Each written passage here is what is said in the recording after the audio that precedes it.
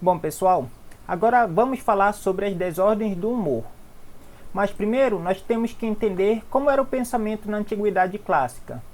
No período da Grécia Antiga, o nosso humor dependia do equilíbrio entre quatro fluidos: o sangue, o catarro, a bile amarela e a bile negra.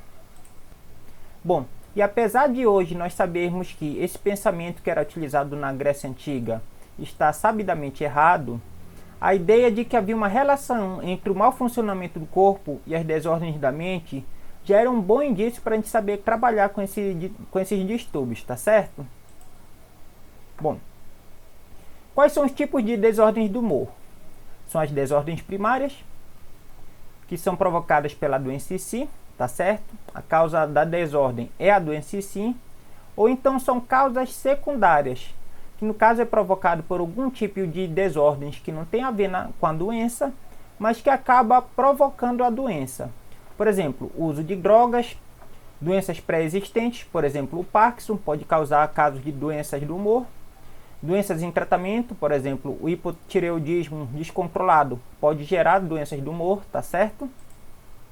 Bom, e quais são os parâmetros para classificar as desordens do humor? São os sintomas, são o histórico do paciente, no caso o início, como a doença se desenvolve, que nós chamamos de curso da doença, e os resultados primários após o início do tratamento, tá certo? Se você tem alguma herança familiar, no caso aqui é a herança genética, tá certo? Você tem algum parente que por acaso já teve aquela doença mental. E como é que você responde ao tratamento? Então todos esses são parâmetros para nós podermos classificar as desordens do humor, tá certo? A partir desses parâmetros, nós podemos classificar as desordens do humor de duas maneiras: a depressão maior ou depressão unipolar, ou depressão bipolar, tá certo? Para você saber mais, acompanhe a nossa série que nós vamos explorar cada uma delas mais profundamente. Um abraço.